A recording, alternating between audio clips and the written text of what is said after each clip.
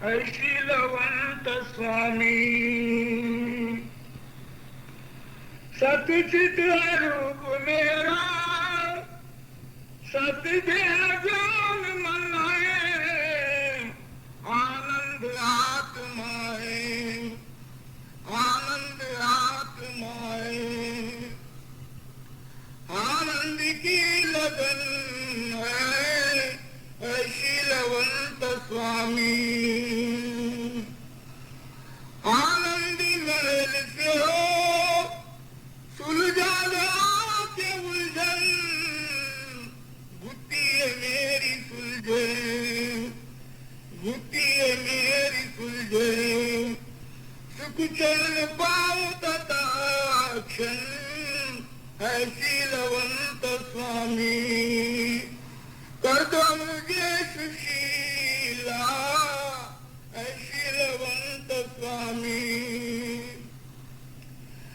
अज्ञान से भरम से संशय से मैं दुखी हूँ ऐसी दया वो स्वामी ऐसी दया वो स्वामी दुख दूर हो सुखी हूँ ऐ शीलवंत स्वामी गुरुपुरे राधा स्वामी आई शरण तुम्हारे रख ली जो लाज मेरी रख ली जो लाज मेरी बिनती गई है प्यारे ऐ शीलवंत स्वामी कर दो मुझे सुशीला व्यवहार में कुशल हो मैं देखूं उसकी लीला ऐ शीलवंत स्वामी सर्व समर्थ सान्या भवद्वंद में अगुण सगुण अमोह अविचल सकल जगदाधार अजर अमर अपार अद्भुत अगम अलख अमान तुम्हारे चरण सरोज में प्रभु ज्ञान गम की खान जीवन बल अनाथ आरत सहत विपत कलेश अपनी में हर से बंध काटो ले चलो निज देश करण तारण नाम धारा आए जीव के काल चरण शरण में सब पड़े हैं राखो उनकी लाज हाथ फेरो शीश पर और पकड़ो उनकी बाँ राधा स्वामी सतगुरु ये पड़े भव जल मां सर्व समर्थ साया भवदंड में तनहार अगुण सगुण अमोह अविचल सकल जगदाधार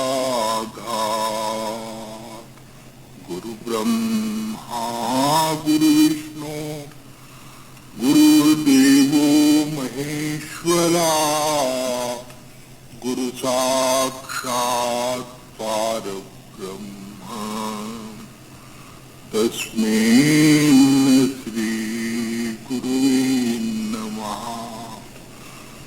गुरु भगवान दोनों खड़े किसको करूं नमन, शरणागत गुरुदेव की भगवन दिए मिलाए।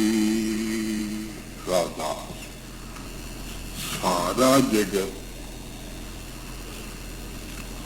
संकल्पमय है, अपना अपना संकल्प है।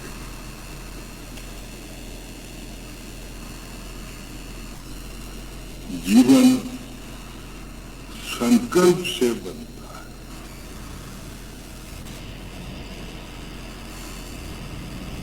जैसा संकल्प करोगे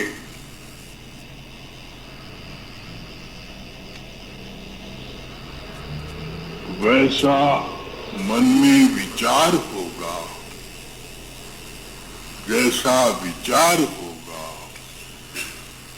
वैसा कर्म होगा, जैसा कर्म होगा वैसा भोग भोगना पड़े। कर्म भोग है।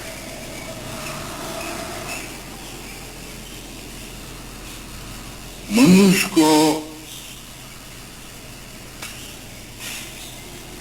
ये बात पहले मालूम नहीं है,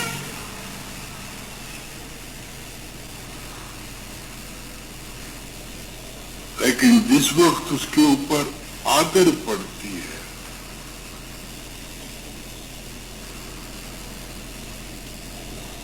तो उसको पता चलता है कि ये मेरा संकल्प था।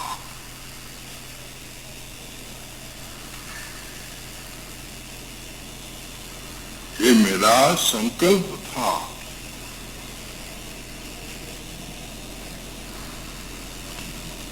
अगर कोई गरीब है और गरीबी में दुखी है, गरीबी में दुखी है,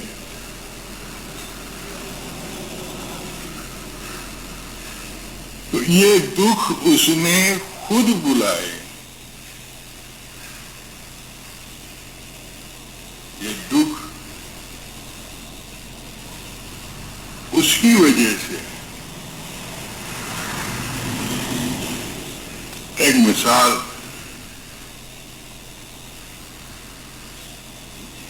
परम दयाल जी महाराज ने अपने सत्संग में फरमाया,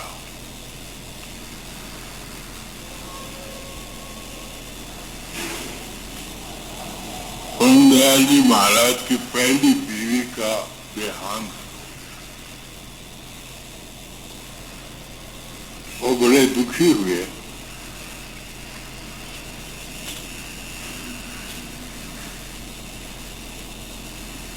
और दादा दयाल के दर्शन को गए।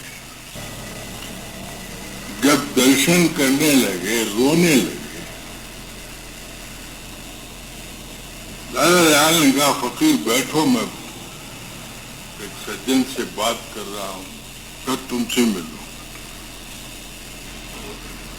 तो दादा दयाल उनसे बातचीत कर रहे थे।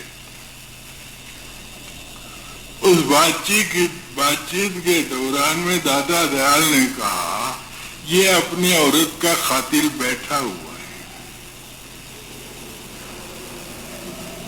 दादा दयाल ने कहा, ये महाराज जी की तरफ इशारा करके कहने लगे, ये अपनी औरत का खातिर है।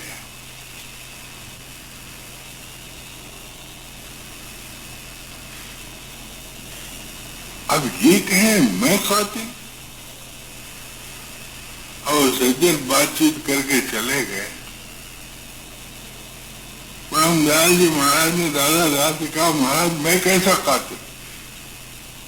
कहेंगे तू है कातिल।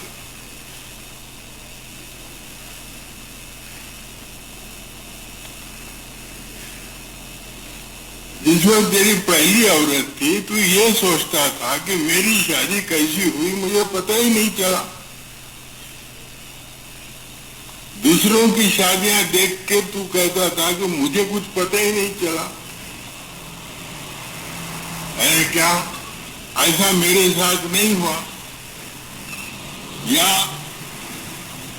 दूसरों की शादियां होती है ना, उनकी खुशी देख के काश मुझे ऐसी औरत मिलती तो बड़ा अच्छा था। अपना ख्याल है, काश मेरी शादी में ऐसी सुंदर औरत मुझे मिलती। मेरी औरत तो मुझे हमेशा लड़ते रहती है।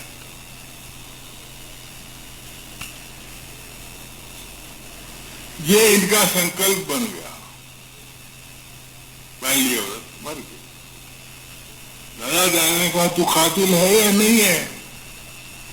तो अपनी औरत को ये समझता था कि मुझे भी ऐसी औरत मिलती तो अच्छा था, मेरी भी शादी ऐसी होती तो अच्छा था, मेरे साथ भी मुझे तो पता ही नहीं चला, मुझे मालूम ही नहीं मेरी शादी कैसी हुई।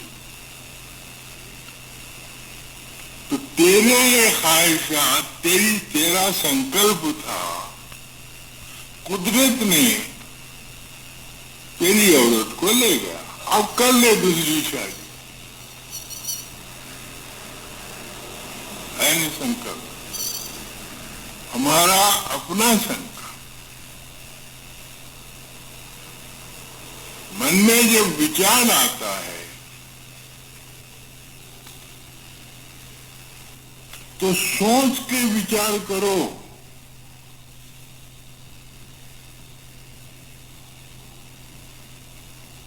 फिर पछताओ नहीं।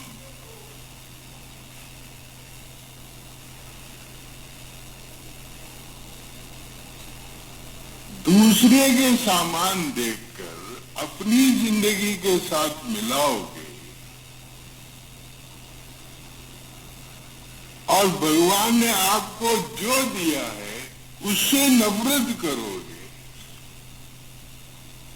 तो छिन जाए और तुम्हारे हाथ से निकल जाए।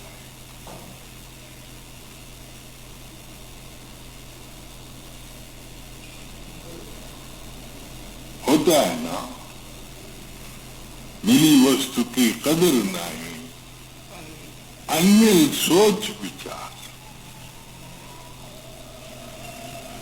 एक आदमी था, झोपड़े में रहता था। उसके सामने एक बड़ा बंगला था।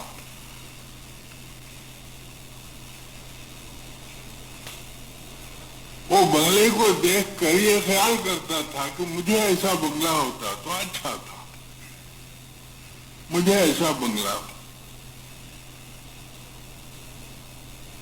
तो नतीजा ये हुआ कि वो बंगला तो उसे नहीं मिला, लेकिन झोपड़ी में जो सुख था वो भी नहीं मिला, है ना। मिली वस्तु की कदर नहीं, अनमोल सोच विचार। जो कुछ तुमको मिलता है तुम्हारे अपने कर्म का फल है।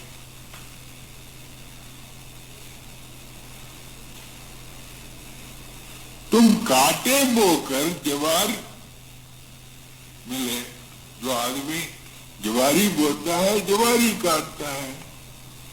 तुम ज्वारी बोकर गेहूं की उम्मीद करो। किसी ने ज्वारी बोई का खेत में और कहता है कि मुझे गेहूं मिले, कैसे हो? इसलिए संकल्प हमारे मन में जो ख्याल आता है सोच समझ कर ख्याल करो।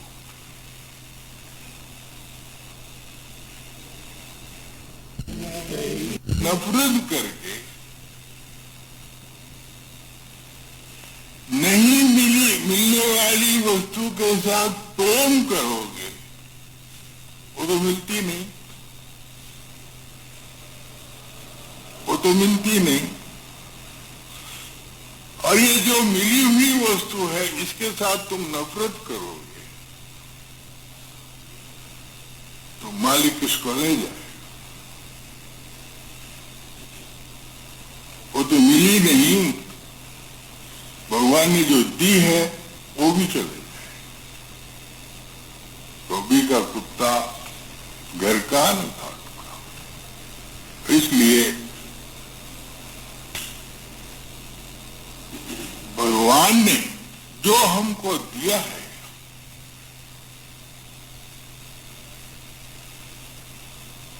ब्रह्मदयाल जी महाराज ने दादा दयाल जी महाराज के पास जाके कहा कि महाराज मेरी बीवी तो मुझे कैंची की तरह कतरती।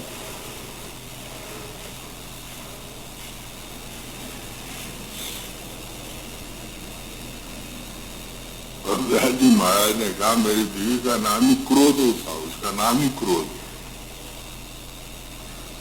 वो मुझे कैंची की तरह कतरती, मेरी बात को काट देती। तो दादा दयाल ने कहा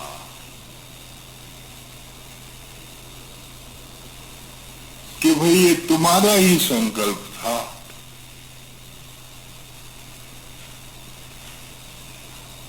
तुम्हारा ही संकल्प था, तुम्हारे ही कर्म थे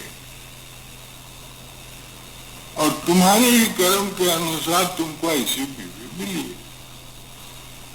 भाग्यवती जब भाग में आई, अब भागन में कौन भलाई, वीर समान बचन को पाल, मौज करेगी आप संभाल। दादा दयाल की शिक्षा थी। कले तूने वचन दिया है, अब तू क्यों भागता?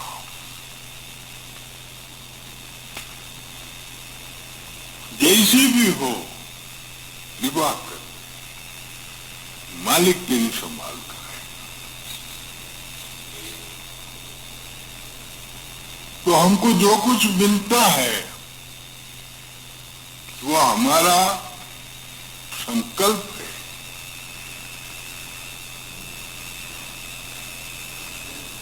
जब हम संकल्प करें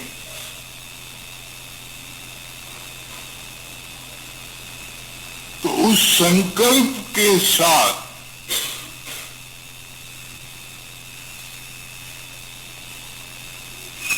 बहुत सोच के,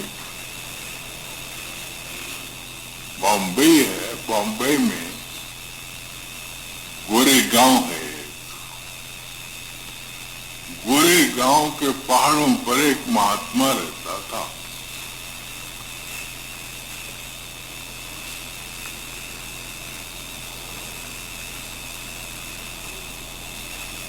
और वो महात्मा के पास बहुत लोग आते थे।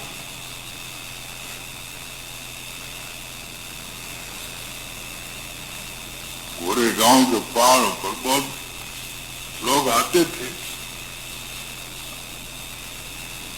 अपने अपने संकल्प लेके आते।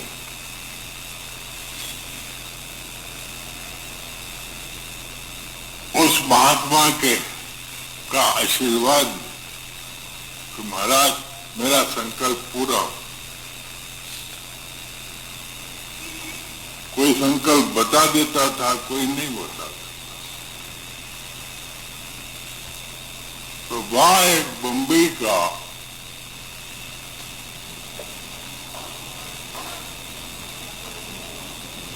धनी आदमी था, पारसी,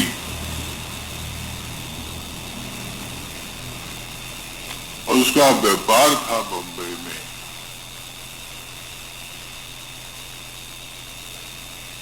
हानि लाभ होता ही है, और व्यापार उसका कुछ नुकसान से चलने लगा।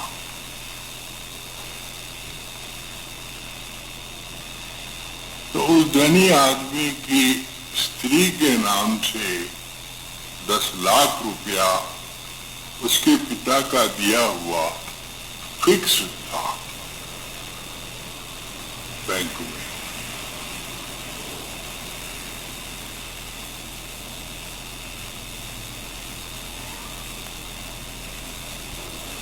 उसकी धनी आदमी की बीवी को उसके पिता ने दिया था कि बेटी, 10 लाख रुपया मैं तुमको फिक्स कर देता हूं, तुम इसका बैंक का सूद खाते जाओ।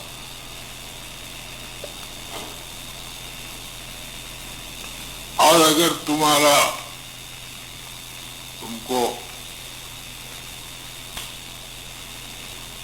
वक्त मिले तो इसका धर्मशाला बना देना। 10 लाख रुपए धर्मशाले के नाम पर है, कभी भी तुमको मौका मिले बना देना, उस वक्त तक तुम सूद खाते रहो।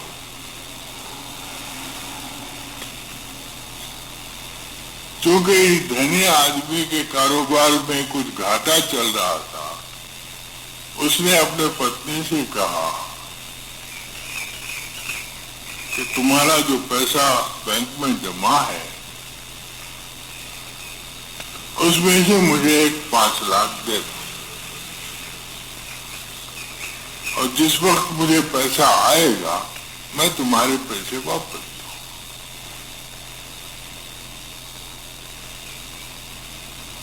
तो उसकी स्त्री ने कहा कि मेरे पिता ने जो ये पैसे दिए हैं वो धर्मशाले के हैं,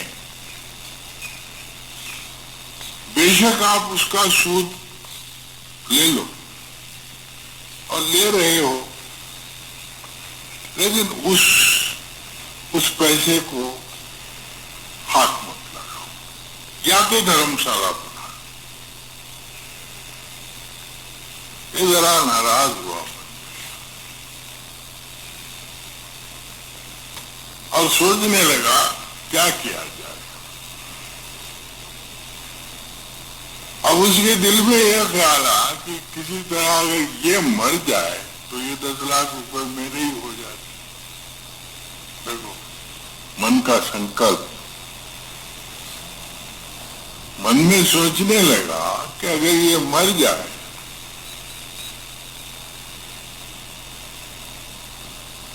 आदमी सोचता है,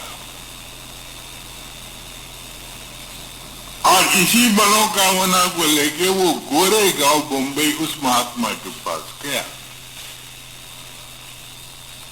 और उनको 10,000 रुपए दिया, और महात्मा ने आशीर्वाद दिया कि तेरी मनोकामना पूर्ण।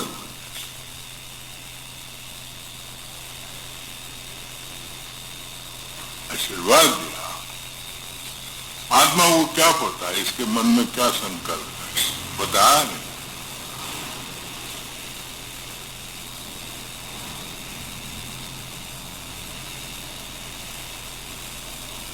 और चंद दिन के बाद, चंद महीने के बाद उसकी पत्नी मर गई। प्रेम था। इत्तेफाक के बाद उसके कारोबार संभल गए, उसके पास पैसा आ गया और उसने वो 10 लाख रुपए फिर फिक्स कर दिए। इस तरह से उसका मन साफ हो गया।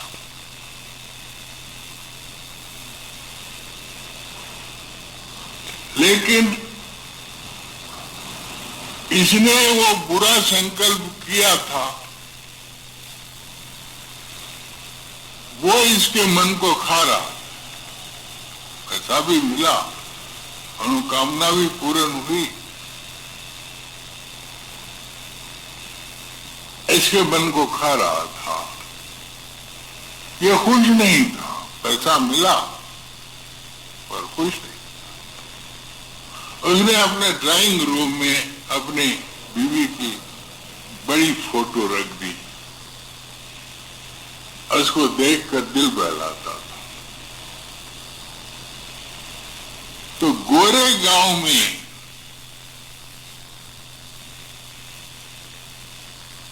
एक साधु था जो साधन संपन्न था। देखो, हमारा संकल्प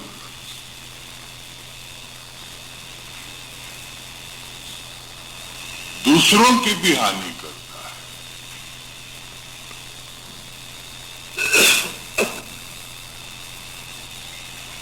तो वो साधु साधन करता था और मजदूरी करता था।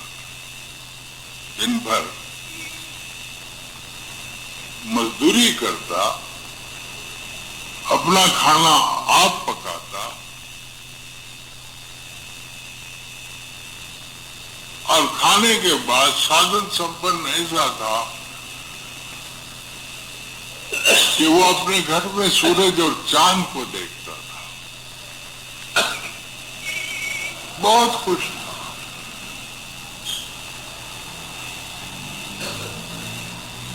इत्तेफाक से एक दिन वो इस महात्मा के पास आया और वहां का भक्ति भाव वगैरह देखा। 12-1 बजे का वक्त था। वहां लंगर लगा हुआ था। तो लोगों ने कहा कि भाई प्रसाद खा लो, प्रसाद खा लो। इसके दिल में यह ख्याल, आप जाके मैं खाना पका के खाने के बजाय, ये तो महात्मा है, इनका भोजन पवित्र होता है, वहां खा लिया।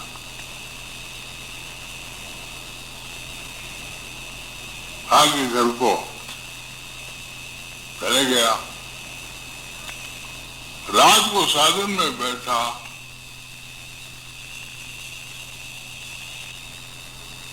उसका सारा साधन डुल।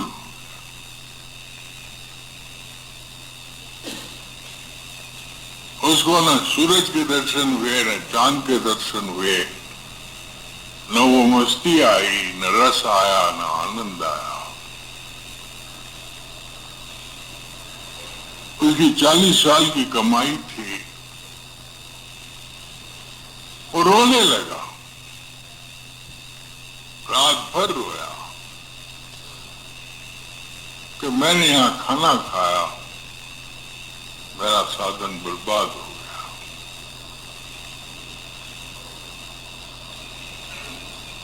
आखिर सुबह के वक्त उसने ये निश्चय किया, मेरा साधन ही गया तो मैं रह के क्या करूंगा, मर जाऊंगा। तो वाकया है, अखबार में आया है।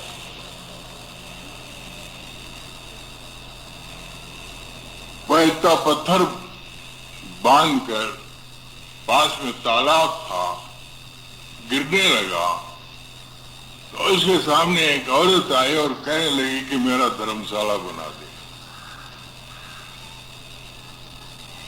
उसने कहा, ये क्या बात है, ये कौन है? देखो, खाने के अंदर वो असर है। लंगर का जो भोजन है, उस भोजन में उस धनी आदमी के बुरे संकल्प का संस्कार है। वो औरत प्रकट हुई। देखा, ये औरत कौन और धर्मशाला से मेरा क्या वास्ता, और मैं गरीब आदमी, मैं क्या बना सकता हूं। सोचते सोचते उसे ख्याल आया कि फिर चलो जरा महात्मा जी के दर्शन करें। गया, महात्मा जी से पूछा कि महाराज, कल जो मैंने खाना खाया वो किसका दान था। और उन्होंने वो अकाउंटेंट को बुलाया, भाई बता दो। तो उसने देख के बताया कि भाई ये बम्बई के फला धनी आदमी का लंगर है, 10,000 रुपए उसके चल रहे हैं, उसी से ये खाना दिया जा रहा है। वो उसका एड्रेस लेके बम्बई गया। जब वो बम्बई पहुंचा उसके एड्रेस से, तो वो सज्जन मोटर निकाल के बाहर आ रहे थे, जरा ये फाटक में दाखिल हो रहा, वो तो भक्त था ही, मोटर को फिर पीछे ले गया, इनको अपने ड्राइंग रूम में बिठाया। और ड्राइंग रूम में वो फोटो थी, वो वही औरत थी जो इसको मरते समय, आत्महत्या के समय दिखाई दी।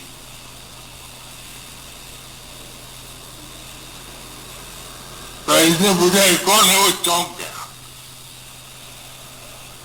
तो इसने कहा कि मैं कोई सीआईडी या पुलिस कुछ नहीं हूं, मुझे ये बताइए कि ये हाई कोर्ट और ये औरत मैं आत्महत्या करने के लिए गया था, मेरे सामने प्रकट होकर कहने लगी कि मुझे धर्मशाला बना दो, तो ये धर्मशाला का वास्ता इस औरत से क्या?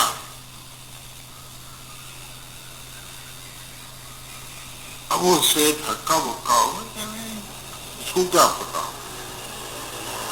फिर उसने उनको कहा मैं पुलिस का आदमी नहीं हूँ, सीआईडी नहीं हूँ, कोई नहीं हूँ, मैं एक साधु हूँ और मैंने लंगर में खाना खाया, आपने दान दिया 10,000 का, और वो खाना खाते ही शाम